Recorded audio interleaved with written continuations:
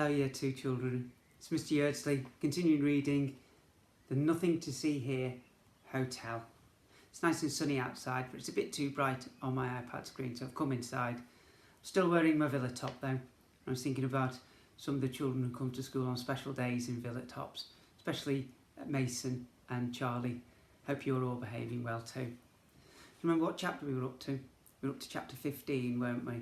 Prince Grogber had arrived and he was being a right royal pain. Can you remember he didn't have a room? Where did he decide he was going to stay? That's right, in reception, the big reception hall at the Nothing to See Here Hotel. And he started bossing lots and lots of people around. I don't think people who are staying at the hotel are going to have much fun with him around. Chapter 15. Psst!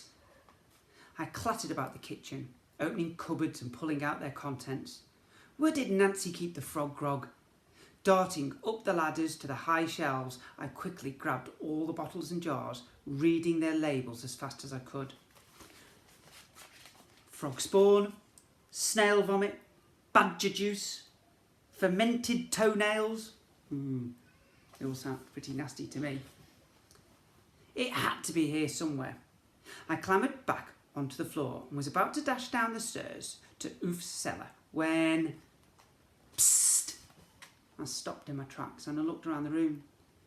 Psst, Frankie! The yellow phone in the corner of the kitchen dinged and the button to Granny Regurgita's room clicked up and down repeatedly. Boy, are you there? Granny? I ran over to the metal trumpet and put my ear to it. Granny, is that you? There you are, youngling, came Granny Regurgita's voice. What's going on down there? My toadstools have been itching all morning. That's always a sign of trouble in us. Oh, Granny, it's terrible, I said. Our new guest has only been here for a little while and he's got everyone racing around like slaves. New guest? What new guest? Said Granny. Do you remember the goblin messenger out in the storm last night? What about him? Get on with it, you lazy little zit. He brought us a message saying that Prince Grogber was coming to stay, I said. He arrived about an hour ago. Prince Grog who? Granny grunted. Prince Grogber. He's heir to the throne of the barrow goblins. Those underlings, Granny said. I could picture her grimacing up in her tower. What on earth are they doing here? Barrow goblins never come above the ground, let alone visit a hotel so close to a human town. The smell of people turns their stomachs. He's already made that pretty clear, I sighed. Something's not right, Granny mumbled. Can't you come down, I asked. There was no way a teeny goblin would mess with the likes of her, even if he was a prince and had an army of guards with curved swords. Abso-blunkin-lutely not, Granny said. I'm snug as a bundle of bugs up here. You all let him in so you can take care of this mess yourselves. Just stamp on the little twerp. I groaned into the yellow phone as loudly as I could. But boy! Granny's voice stopped me just before I turned. Keep an eye out. There's no way barrow goblins would come above ground without a very, very good reason. Something sneakerish is going on. Chapter 16. From bad to worse.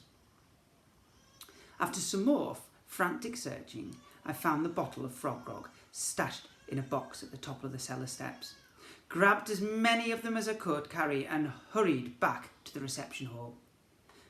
I couldn't get the sight of poor Nancy, surrounded by guards, out of my head. What had we done letting a tiny pumpkin-sized maniac into the hotel?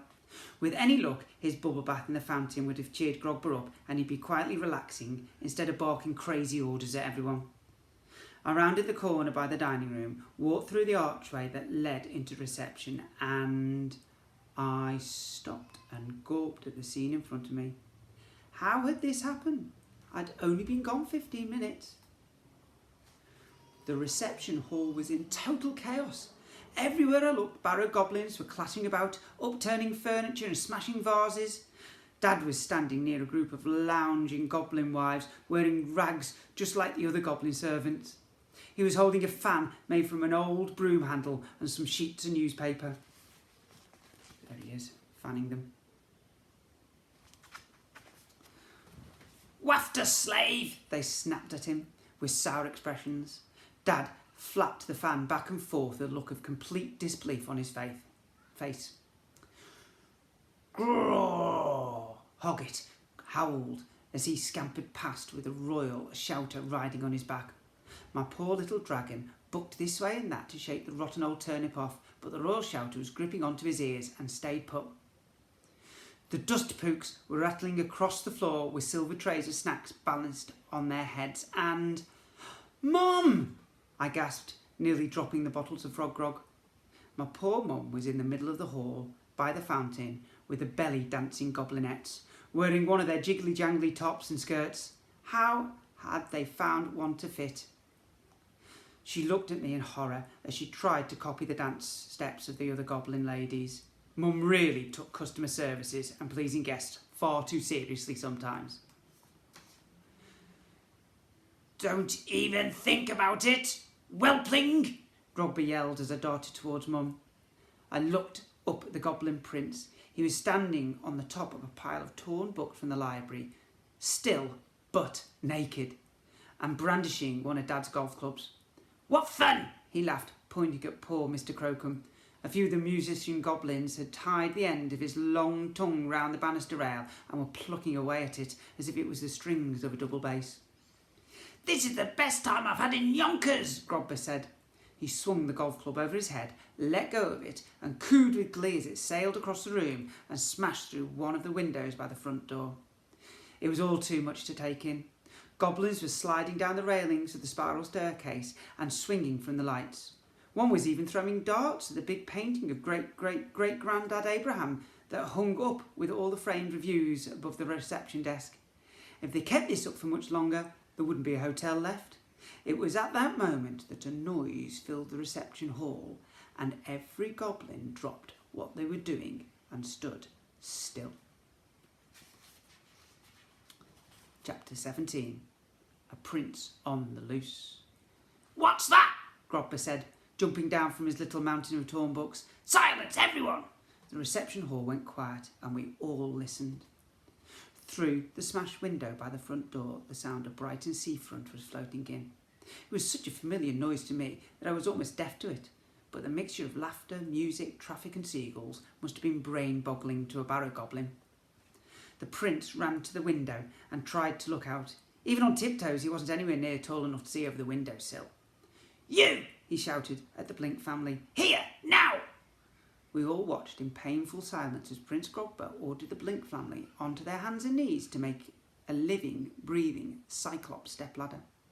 Then he waddled up their backs and peered out through the smashed glass. How humiliating. Poor family. Not what you want to do on their holidays, is it?